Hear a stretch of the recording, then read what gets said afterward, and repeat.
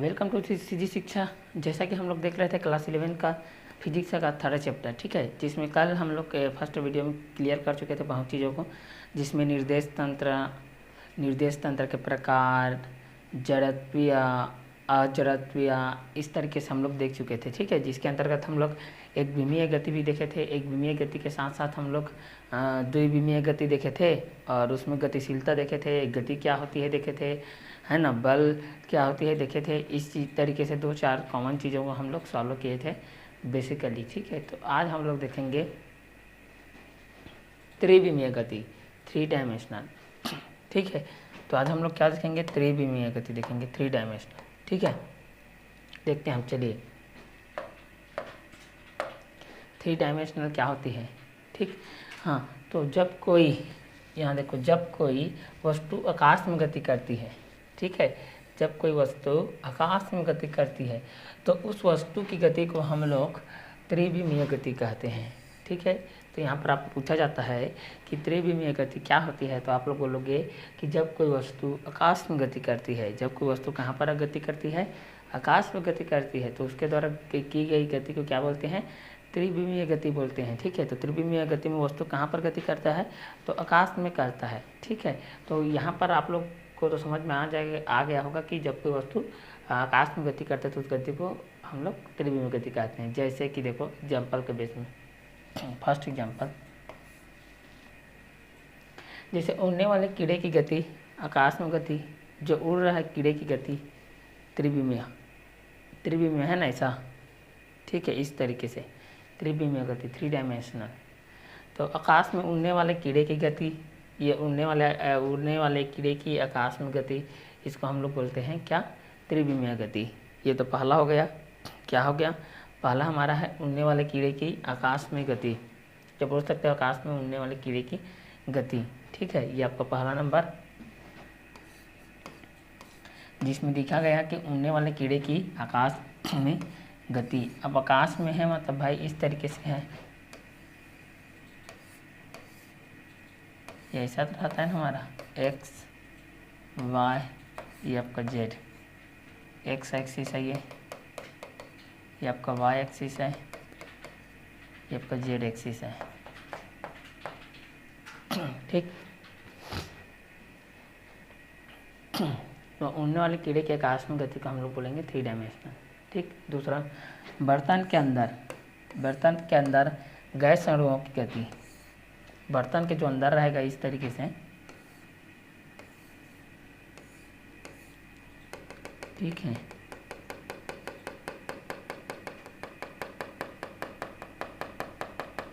बर्तन के अंदर गैस अणुओं की गति, मान लो कि ये आपका बर्तन है, इसके अंतर्गत गैस अणुओं की गति,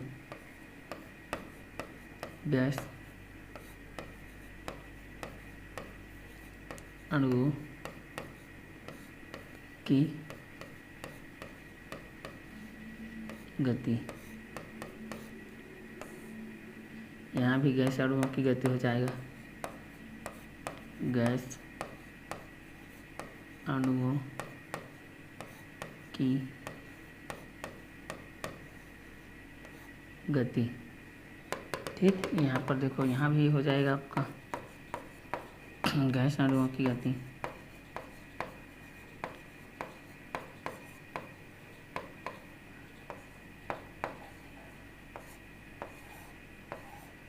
गैस अणुओं की गति, ठीक है। तो यहाँ पर गैस अणुओं की गति भी क्या हो जाएगा, आपका त्रिविमीय गति हो जाएगा। तीसरा नंबर देखते हैं आप, तीसरा है वायुयान, बादलों एवं पतंग की गति, ठीक है। यहाँ पर जो आपका वायुयान चलता है, वायुयान की जो गति है, जितने भी हमारे हेलीकॉप्टर हैं, जितने भी आपका एरोप्लेन हैं, ठीक है, इनकी गति, जितने भी आपके हेलीकॉप्टर हैं, जितने भी आपके वायुयान हैं ना, जो वायु में गति करते हैं, बादलों एवं पतंगों की गति,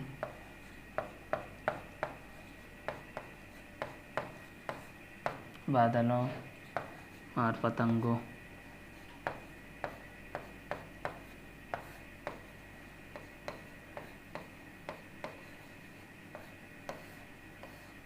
पतंगों की गति, बादलों की गति।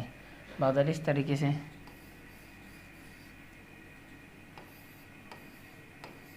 नब पे रहते हैं,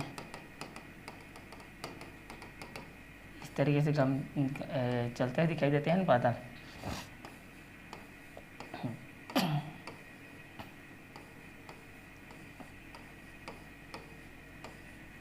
इस तरीके से आपके चलते हुए दिखाई देते हैं, ठीक है। तो ये बादलों की जो गति होती है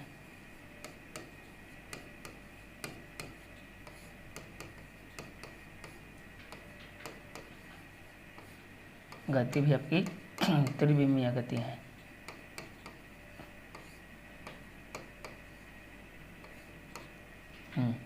चलो आगे है बादलों एवं पतंगों की गति। जो पतंग होता है आपका,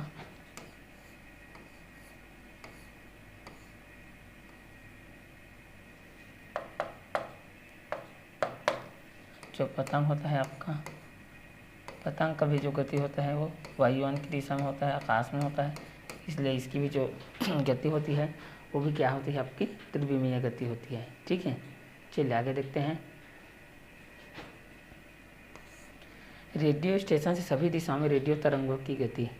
रेडियो स्टेशन से आपका है, रेडियो स्टेशन से सभी दिशाओं में एक साथ ना एक ही वेग से जाता है रेडियो तरंगों की गति। रेडियो तरंगे एक ही प्लेटफार्म से, जो रेडियो स्टेशन है वहाँ से अनाउंसमेंट किया जाता है, तो वहाँ धारा प्रवाह के वेग से सभी तरफ एक तरंगों की भांति, रेडियो तरंगों की भांति फैलती जाती है। तो उसकी जो गति होती है उसको भी हम लोग क्या बोलते हैं, त्रिविमीय गति, फटाफट एक साथ, ठीक है। तो यहाँ आपका रेडियो आ गया, रेडियो तरंगों की गति।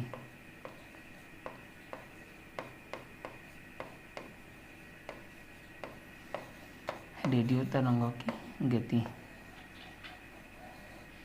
तो इसके अंतर्गत कितने आ गए, चलिए रिपीट करते हैं।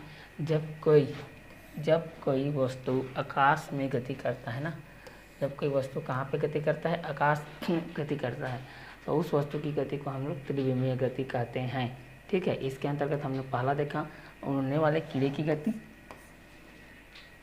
उड़ने वाले कीड़े के आकाश में गति। दूसरा हमने देखा, दूसरा क्या देखा, बर्तन के अंदर गैस अणुओं की गति। दूसरा हम लोगों ने देखा बर्तन के अंदर गैस अणुओं की गति। और तीसरा हम लोगों ने देखा वायुयान, बादलों एवं पतंग की गति। चौथा हम लोग देखें रेडियो स्टेशन से सभी दिशाओं में रेडियो तरंगों की गति। इस चीज़ को हम लोग देखें, ठीक है। तो त्रिविमीय गति के अंतर्गत में हम लोगों ने ये देखा कि जो आपका वस्तु होता है भाई वो आकाश में गति करता है, और आकाश में गति करते वह त्रिविमीय गति कहलाता है, जिसके 4 एग्जाम्पल आपके इस तरीके से है। सभी नोट डाउन करते हुए चले जाएंगे, ठीक है। चलिए नेक्स्ट देखते हैं। कार्तीय निर्देशांक पद्धति में निरूपण।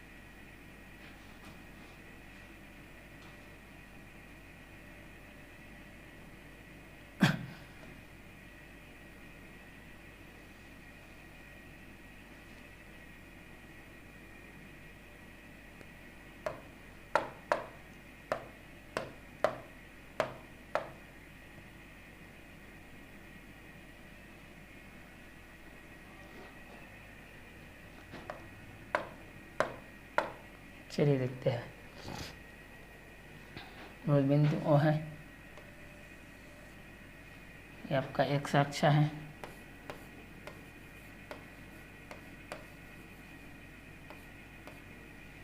ये आपका वाई अक्ष है,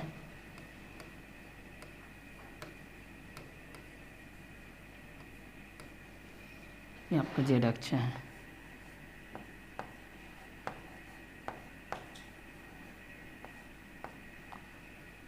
ठीक।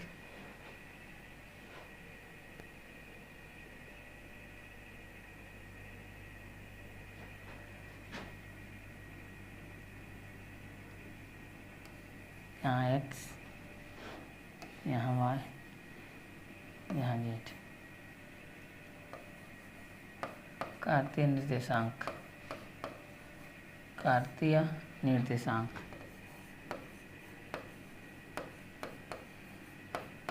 यहाँ पर आपका कार्तीय निर्देशांक हो जाएगा OX, OY, OZ। ठीक,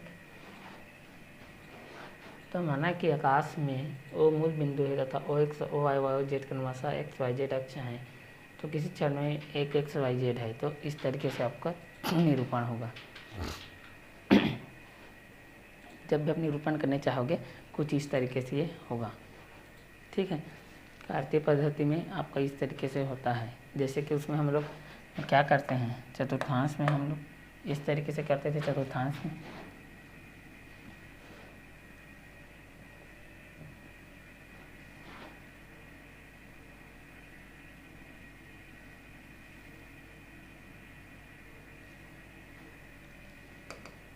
चतुर्थांश की बात किया जाए तो ये आपका फर्स्ट कोऑर्डिनेट होता था, ये आपका सेकेंड,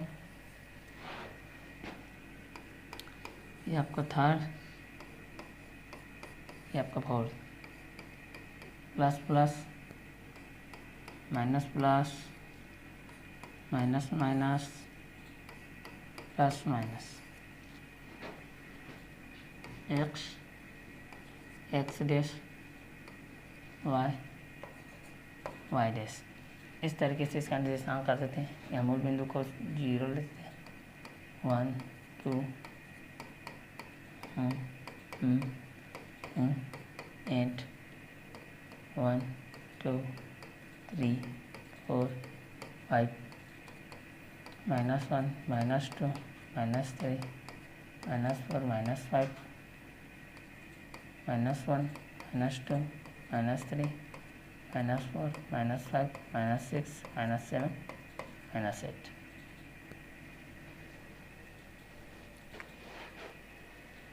इस तरीके से हम लोग कार्तीय निर्देशांक पद्धति में निरूपण के लिए करते थे कि माना कि आकाश में कोई आपका 3 त्रिविमीय आकाश में है, एक्स, वाई और जेड तीनों एक्सिस हैं जो कि मूल बिंदु ओ के सापेक्ष स्थित हैं, इसलिए उनका निर्देशांक हो जाएगा OX, OY और OZ। ये आपका चतुर्थांश हो गया। ठीक है, चलिए नेक्स्ट देखते हैं।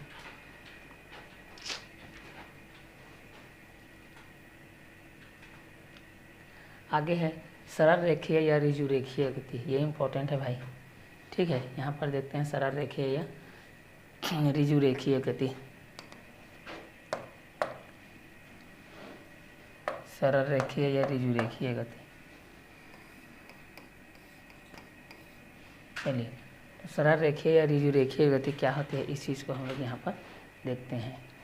क्या बोल रहा है, जब कोई वस्तु एक सरल रेखा में, फिर से रिपीट कर रहा हूँ, जब कोई वस्तु एक सरल रेखा में स्ट्रेट इस तरीके से अनुदिश गति करती है, तो वह वस्तु की गति को सरल रेखीय ऋजु रेखीय गति कहते हैं। मतलब सीधी गति करेगी यार, सीधा मान लें, सीधी इस तरीके से गति करेगी, उसको हम लोग सरल गति कहेंगे या ऋजु रेखीय गति कहेंगे। क्लियर? तो यहाँ पर है, जब कोई वस्तु एक सरल रेखा की अनुदिश गति करती है तो वस्तु की गति को सरल रेखीय या ऋजु रेखीय गति कहते हैं। इसमें वस्तु की गति एक विमीय होती है। इसमें जो वस्तु की गति होती है क्या होती है, एक विमीय गति होती है। वस्तु की गति क्या होती है आपकी, एक विमीय गति होती है। ठीक है, तो फिर से रिपीट कर रहे हैं कि जब कोई वस्तु ना, जब कोई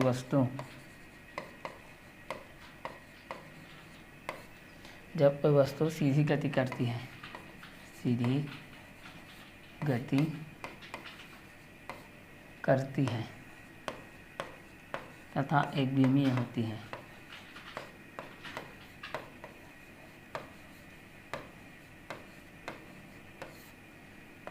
तथा एक विमीय होती है, सरल रेखीय गति कहलाती है।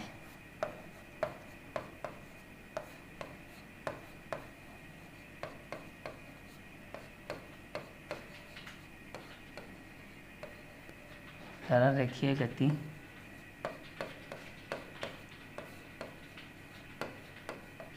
कहलाती है। ठीक, तो जब कोई वस्तु एक सरल रेखा के अनुदिश गति करती है तो वस्तु की गति को सरल रेखीय या ऋजु रेखीय गति कहते हैं। इसमें वस्तु की गति एक घूमीय होती है। ठीक, तो आप लोग बोलोगे कि जब कोई वस्तु एक सीधी रेखा में गति करती है, जब कोई वस्तु सीधी गति करती है तथा एक घूमीय होती है तो उसको हम सरल रेखीय गति कहते हैं। ये हो गया आपका सरल रेखीय गति, जिसको हम लोग ऋजु रेखीय गति कहते हैं। ठीक है, नेक्स्ट देखते हैं गतिमान वस्तु के साथ गतिमान वस्तु के विस्थापन का समय के साथ ग्राफ खींचा जाए तो प्राप्त ग्राफ को स्थिति समय ग्राफ कहा जाता है। ठीक है, तो स्थिति समय ग्राफ किसको कहा जाएगा? अगर समय के साथ हम विस्थापन गतिमान वस्तु के विस्थापन का समय के साथ कोई ग्राफ खींचते हैं तो उस ग्राफ को स्थिति समय ग्राफ कहा जाता है। ठीक है, तो यहाँ पर हम लोगों ने देख लिया सरल रेखीय या ऋजु रेखीय गति, दोनों वही है। ठीक है, तो आप लोगों को पूछा जाएगा कि सरल रेखीय या ऋजु रेखीय गति क्या है। तो जब कोई वस्तु एक सरल रेखा के अनुदिश गति करती है तो वस्तु की गति को सरल रेखीय या ऋजु रेखीय गति कहते हैं। इसमें वस्तु की गति एक घूमीय गति होती है। ठीक है, तो इस गति को आप लोग बोल सकते हो सरल रेखीय या ऋजु रेखीय गति। क्लियर? चलिए आगे देखते हैं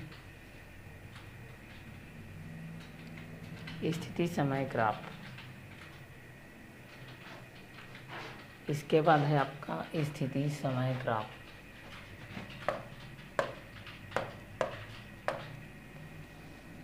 स्थिति समय ग्राफ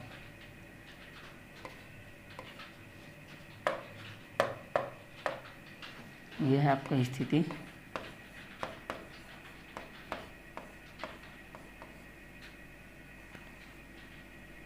और यह है आपका समय।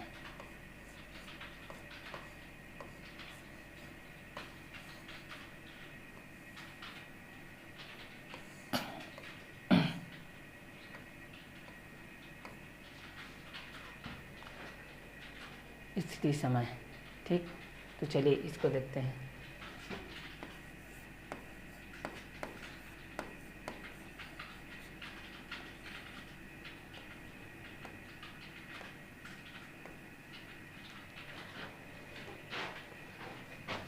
किसी वस्तु की गति की व्याख्या स्थिति समय ग्राफ द्वारा सुविधाजनक होता है। ठीक है, किसी वस्तु की इस गति की व्याख्या स्थिति समय ग्राफ द्वारा सुविधाजनक होता है यदि समय को x अक्ष पर स्थिति को y अक्ष पर लेकर एक ग्राफ खींचा जाए तो। ठीक है, तो प्राप्त ग्राफ को स्थिति समय ग्राफ कहते हैं। इस ग्राफ में प्रायः स्थिति एवं समय के मूल बिंदु संपाती होते हैं, परंतु यह स्थिति आवश्यक नहीं है।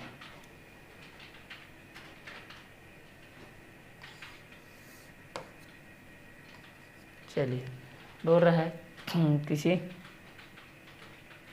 वस्तु की गति की व्याख्या स्थिति समय ग्राफ द्वारा सुविधाजनक होती है यदि समय को x अक्ष समय हो गया भाई और y अक्ष पर लेकर ग्राफ खींचा जाए और स्थिति को, ये आपका स्थिति हो गया।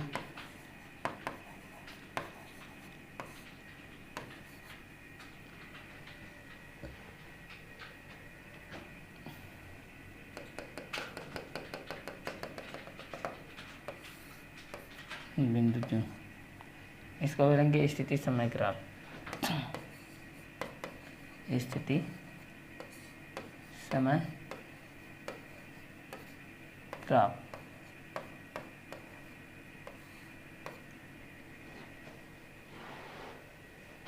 चलो, तो जैसे कि बोल रहा है किसी वस्तु की गति की व्याख्या स्थिति समय ग्राफ द्वारा सुविधाजनक होता है यदि समय को x अक्ष स्थिति को y अक्ष पर लेकर एक ग्राफ खींचा जाए तो प्राप्त ग्राफ को स्थिति समय ग्राफ कहते हैं।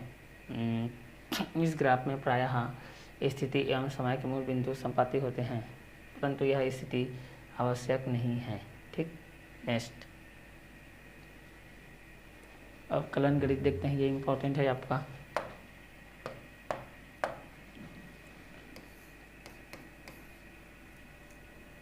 चलो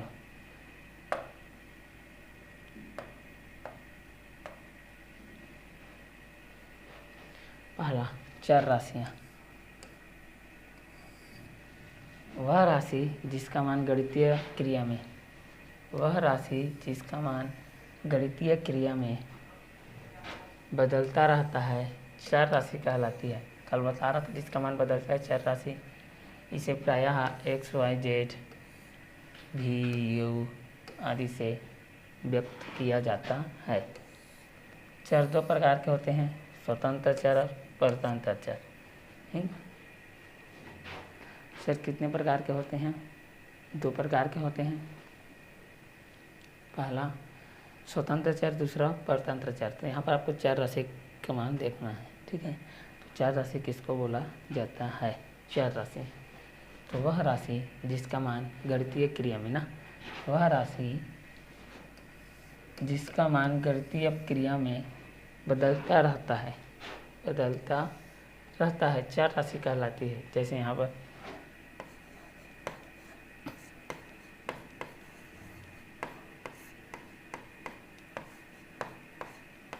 पहला जिसका मान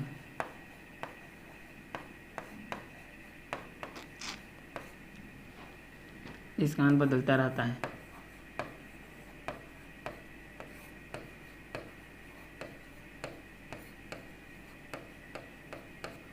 दूसरा जिसका मान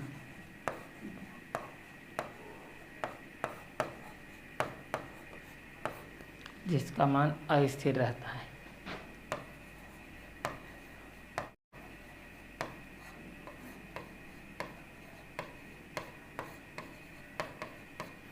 तीसरा जिसको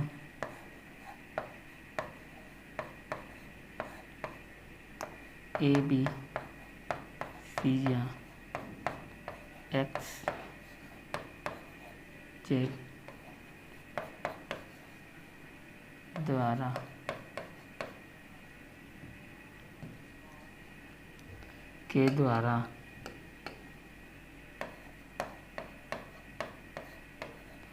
दर्शाया जाता है।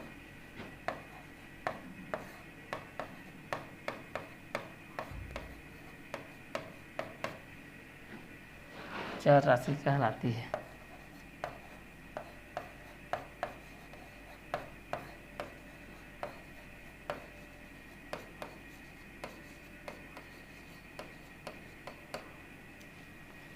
ठीक है, इसी में भी बोला है कि वह राशि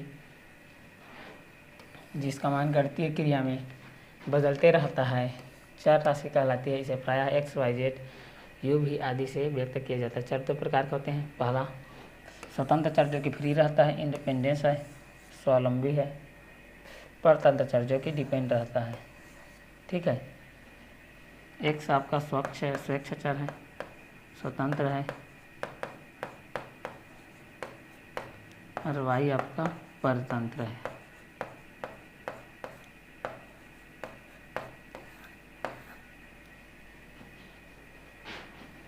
चलिए, तो चर कितने प्रकार के हो गए? दो, पहला स्वतंत्र चर, दूसरा परतंत्र चर। ठीक है, अब आगे देखते हैं इस चीज़ को हम लोग। स्वतंत्र चर,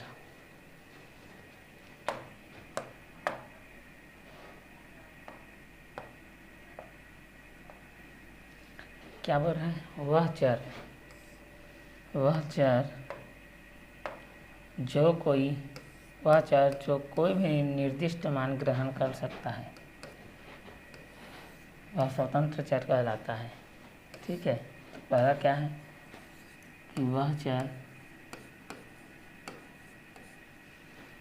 चर जो निर्दिष्ट मान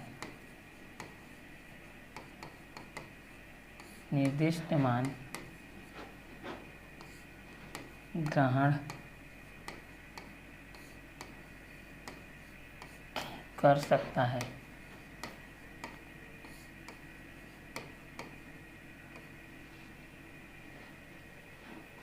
वह चर जो निर्दिष्ट मान ग्रहण कर सकता है स्वतंत्र चर कहलाता है।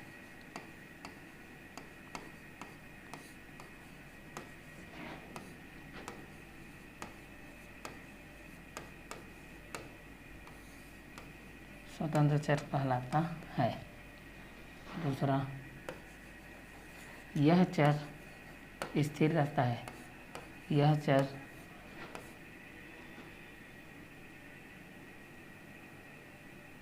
सार्वभौमिक होता है।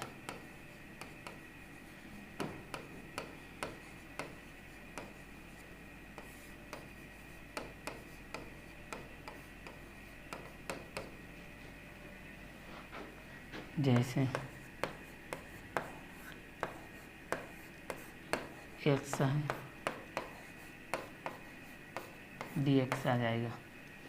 ठीक, तो स्वतंत्र चर में हम लोग देख लिए वह चर जो कोई भी निर्दिष्ट मान ग्रहण कर सकता है स्वतंत्र चर कहलाता है।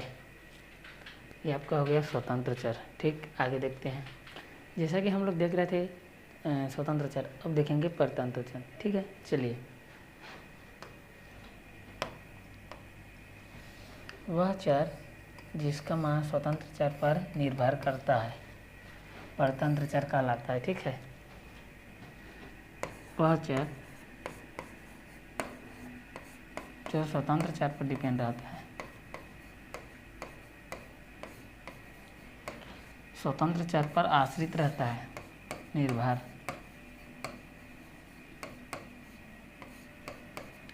उसको बोलते हैं परतंत्र चर। पर आश्रित पर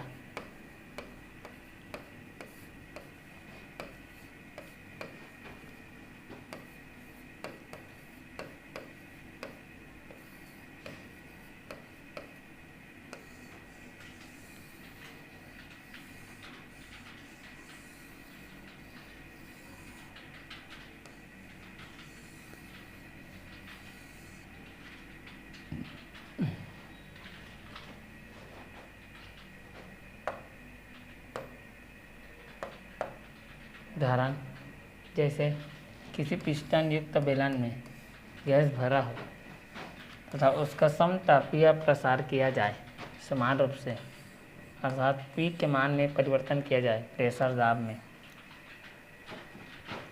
तो V का मान वॉल्यूम आयतन परिवर्तित हो जाता है।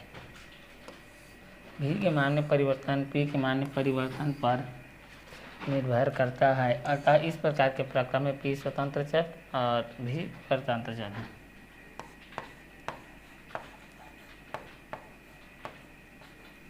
P आपका स्वतंत्र चर कहला रहा है यहाँ पर, और V परतंत्र।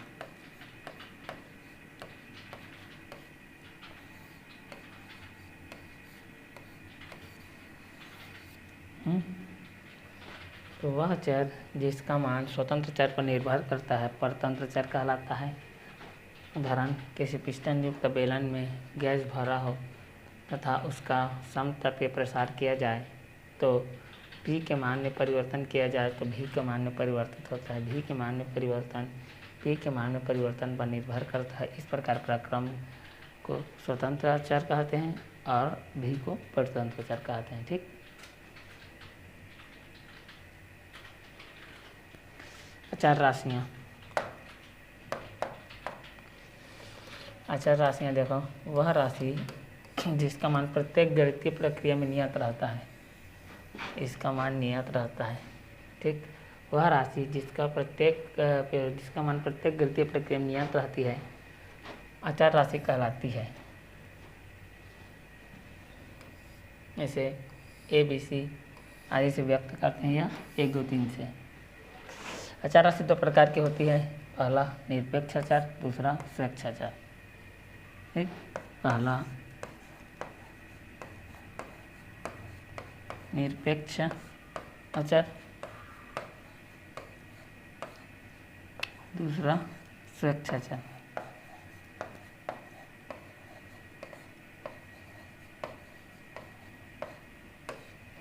अचर को देख लिए, अचर किसको बोलते हैं? जिसका मान नियत रहे, वह राशि जिसका मान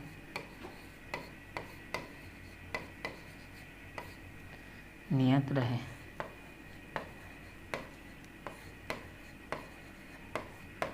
अचर राशि कहलाती है।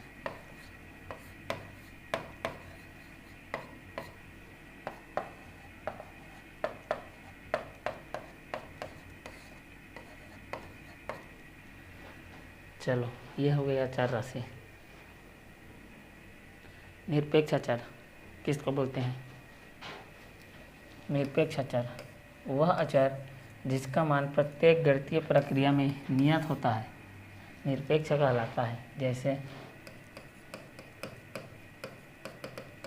5 हो जाएगा, 6, 7, जैसे 1 2 3 है, ठीक। तो वह अचर जिसका मान प्रत्येक गणितीय प्रक्रिया में नियत होता है, 1 है तो 1 ही रहेगा, 2 है तो 2 रहेगा, 3 है तो 3, 4 है तो 4, 5 है तो 5 ही रहेगा, ठीक है। तो इसे को हम लोग निरपेक्ष अचर कहते हैं। दूसरा स्वेच्छाचार, वह अचर जो किसी एक विशेष क्रिया में नियत रहता है परंतु संदर्भ परिवर्तित होने पर परिवर्तित हो जाता है, स्वेच्छाचार कहा जाता है। कुछ समय तक नियत रहेगा,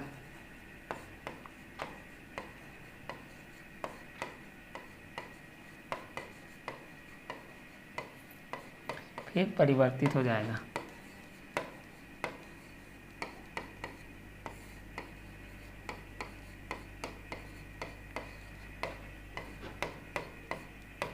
ये आपका कहलाएगा स्वेच्छाचार।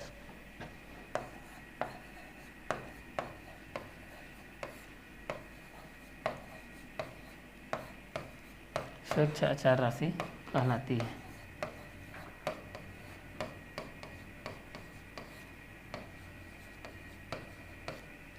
नेक्स्ट, फलन की अवधारणा, कॉन्सेप्ट ऑफ फंक्शन। यदि दो चरों में संबंध इस प्रकार हो, यदि दो चरों में संबंध इस प्रकार हो, यदि दो चरों में संबंध इस प्रकार हो कि एक चर के प्रत्येक मान के संगत दूसरे चर के एक या अधिक मान हो, तो द्वितीय चर या प्रथम चर फलन कहते हैं, ठीक। x का x डेश हो या x हो, इस तरीके से, ठीक है। चलिए आगे देखते हैं। फलन की सीमा, फलन में चर के किसी मान के लिए फलन की सीमा वह चर राशि में होती है जहाँ तक फलन का मान सतत अग्रसर होता है।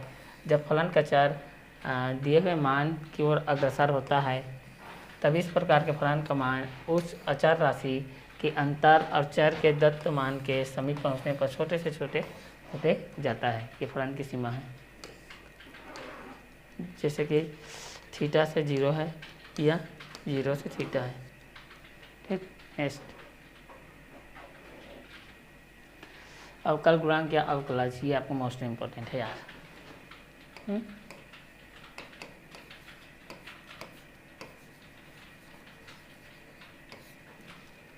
यदि चर y किसी अन्य चर x का फलन हो तो चर को अवकल गुणांक या अवकलज कहते हैं, अर्थात y इक्वल टू f(x) हो तो, ठीक।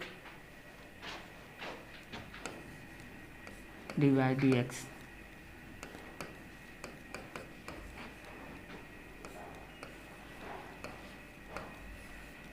y में परिवर्तन, x में परिवर्तन,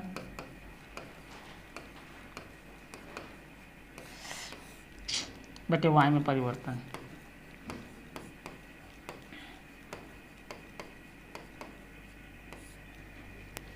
x में परिवर्तन बटे y में परिवर्तन। अब किसी में ज़्यादा होता है, किसी में कम, समान तो नहीं होगा। किसी में सूक्ष्म हो सकता है, किसी में ज़्यादा हो सकता है, किसी में ज़्यादा,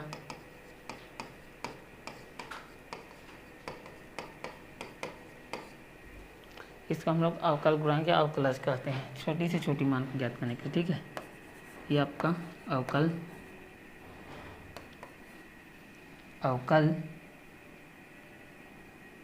या अवकलज कहलाता है आपका ना,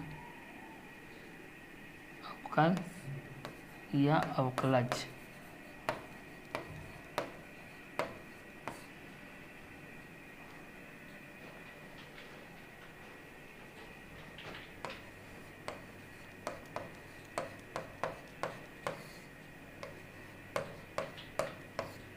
चलिए इसके बारे में फार्मूला को देखते हैं। दूसरा, इसके भौतिक अर्थ। अब यदि y एफ एक्स हो तो d y y d x को x के सापेक्ष y के परिवर्तन की तात्क्षणिक दर कहते हैं। क्या दर कहते हैं? तात्क्षणिक दर। उदाहरण, D X by D T किसी कार्य की तात्क्षणिक वेग है और D V by D X तात्क्षणिक ताप। किसी फलन y equal to F X का अवकल गुणांक बिंदु एक्स वाई पर खींची गई स्पर्श रेखा के प्रवणता के बराबर होती है। डी वाई डी एक्स एक संकेत होता है कि डी वाई और डी एक्स एक अनुपात है। ठीक, नेक्स्ट देखते हैं समाकलन। अवकलन का उल्टा होता है आपका समाकलन। ठीक है, चलिए, तो यदि किसी फलन एफ एक्स का एक्स के सापेक्ष अवकल गुणांक एफ एक्स हो तो एफ एक्स को एफ एक्स के सापेक्ष समाकलन कहते हैं। इसे निम्न समीकरण द्वारा व्यक्त किया जाता है, f x D x equal to F x. ये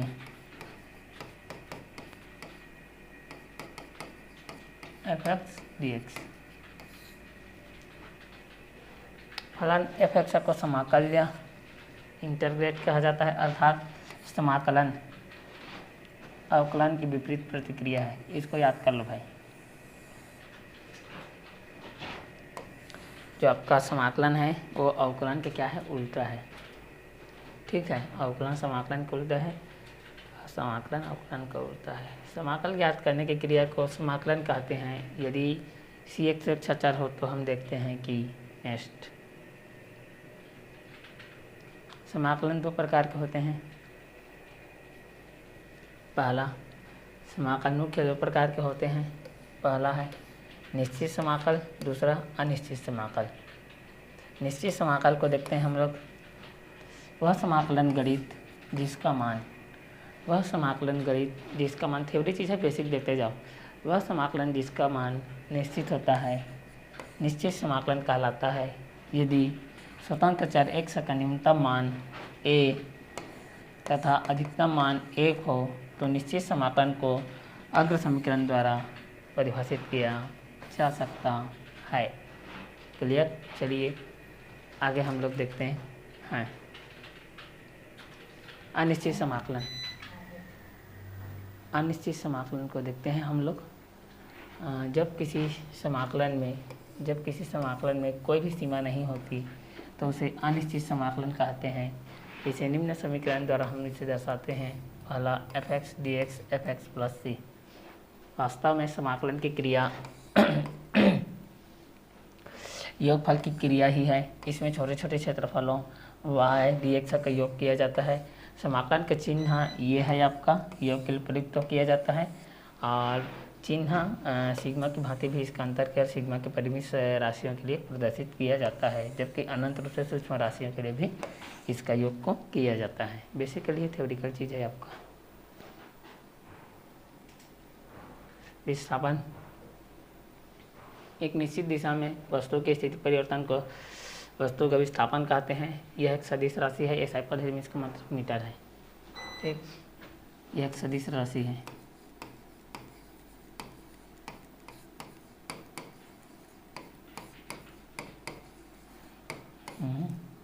सदिश राशि है, मतलब परिमाण दिशा दोनों चाहिए।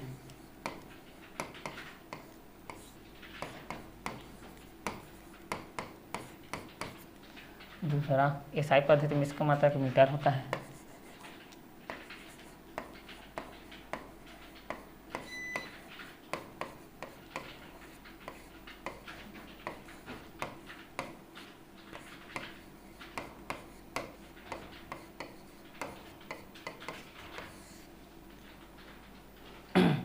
चलो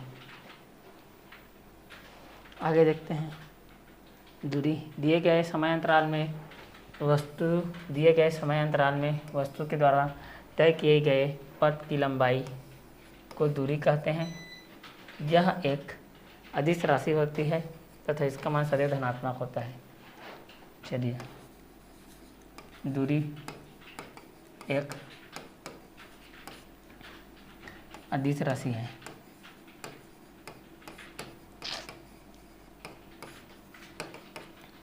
दूसरा, ये सदैव धनात्मक होता है।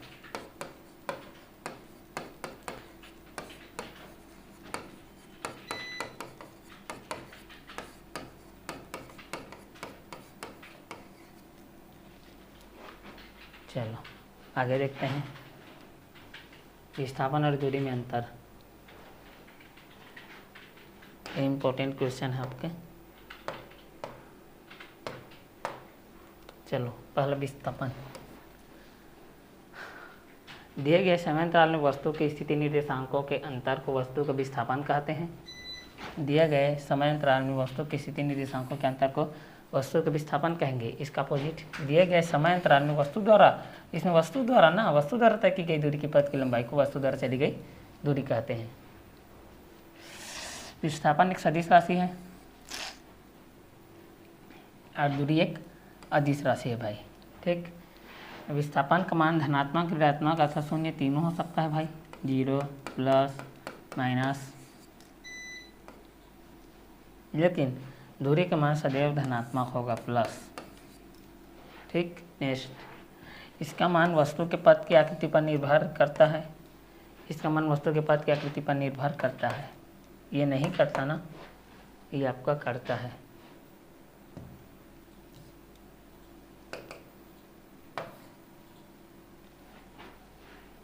इसका मान दूरी के बराबर या उससे कम होता है।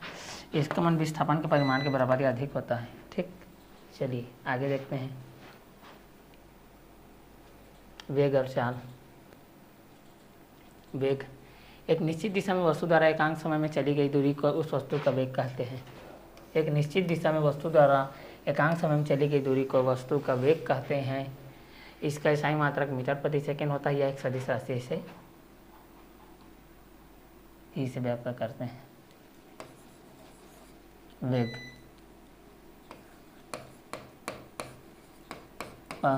एसआई मात्रक मीटर पर सेकंड सदिश राशि होती है।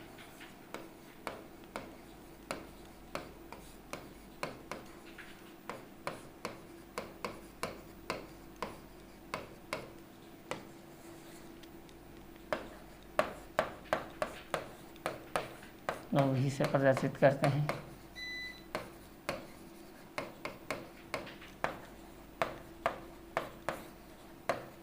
चलिए नेक्स्ट देखते हैं। गतिमान वस्तुओं के विस्थापन की दर को वेग कहते हैं। यह मात्रक, वेग का मात्रक होता है मीटर पर सेकेंड। जैसे देखिए, विस्थापन का मात्रक बटे समयांतराल का मात्रक, तो इसका मीटर था, मीटर पर सेकेंड, तो मीटर पर सेकेंड या मीटर पर सेकेंड इन्वर्स कर सकते, ऊपर जाएगा तो। सीजीएस पद्धति में इसका मात्रक सेंटीमीटर हो जाएगा, क्योंकि सेंटीमीटर ग्राम सेकंड पद्धति होता है। वेग धनात्मक, ऋणात्मक, शून्य भी हो सकता है। वेग तीनों हो सकता है, धनात्मक, ऋणात्मक और शून्य। यदि एक विशेष दिशा माना दाईं ओर के वेग धनात्मक है तो उसके विपरीत दिशा बाईं ओर ऋणात्मक होगा। ठीक, नेक्स्ट, वेग और चाल में अंतर। ठीक, वेग और चाल में अंतर इम्पोर्टेंट क्वेश्चन है।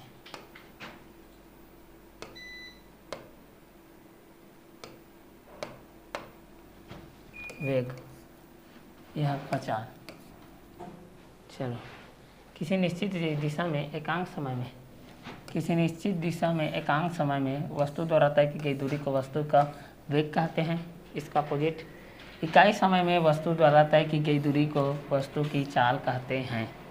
नेक्स्ट, वस्तु का वेग धनात्मक, ऋणात्मक अथवा शून्य हो सकता है, लेकिन वस्तु की चाल हमेशा धनात्मक ही होगी। क्लियर। नेक्स्ट, वेग एक सदिश राशि है, लेकिन चाल एक अदिश राशि है। वस्तु का वेग उसके चाल के बराबर जो उससे कम होता है। वस्तु की चाल उसके वेग के बराबर या उससे अधिक होती है।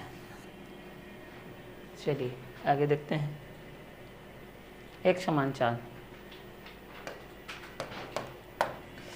समान समय अंतराल में समान दूरी तय करती है। चाहे समय अंतराल कितना भी छोटा या बड़ा क्यों न हो, लेकिन समान समय में समान दूरी तय करती है तो उसकी चाल को एक समान चाल कहते हैं।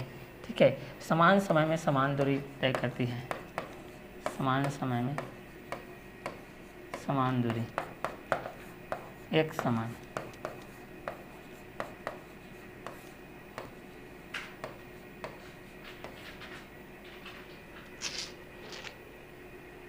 तो उसको बोलते हैं एक समान चाल। उदाहरण एक समान वेग के सभी उदाहरण एक समान चाल के उदाहरण होते हैं, क्योंकि एक समान गति में वस्तु की चाल उसके वेग के परिमाण के तुल्य होती है। क्लियर। नेक्स्ट, परिवर्ती गति। जब कोई वस्तु समान समय अंतराल में असमान दूरी तय करती है तो उसकी गति को परिवर्ती गति कहते हैं। परिवर्ती गति में वस्तु के वेग को परिवर्ती वेग तथा चालकों का परिवर्ती चाल कहते हैं। इस गति में वस्तु का वेग तथा चाल नियत नहीं होता, बल्कि समय के साथ परिवर्तित होते रहता है। ठीक है, उदाहरण, जब कोई रेलगाड़ी किसी स्टेशन से छूटती है तो प्रारंभ में उसकी गति कम रहती है, फिर धीरे धीरे बढ़ करके अधिकतम हो जाती है। दूसरा स्टेशन आने पर धीरे धीरे कम होकर शून्य हो जाता है। इस प्रकार इसको परिवर्ती गति कहते हैं, बदलते रहता है। क्लियर। परिवर्ती वेग। जब कोई वस्तु समान समय अंतराल में असमान विस्थापन तय करती है तो वस्तु के वेग को परिवर्ती वेग कहते हैं। परिवर्ती वेग होने पर वस्तु के गति विश्लेषण हेतु औसत वेग के तात्क्षणिक वेग से ज्ञात किया जाता है। ठीक, तो जब कोई वस्तु समान समय अंतराल में असमान विस्थापन तय करती है तो वस्तु के वेग को परिमाण को परिवर्ती वेग कहते हैं। क्लियर। नेक्स्ट, औसत वेग। किसी दिए गए समय अंतराल में वस्तु के कुल विस्थापन को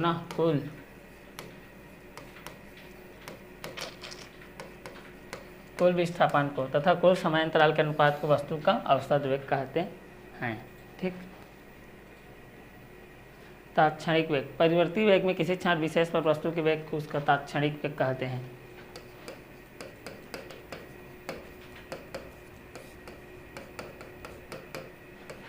परिवर्ती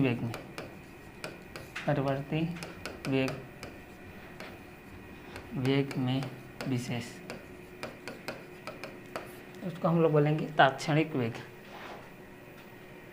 चलिए, तो आज का क्लास को हम लोग यहीं वर्क करते हैं। नेक्स्ट वीडियो लेक्चर में मिलते हैं नेक्स्ट कंटेंट के साथ। Okay bye, have a nice day.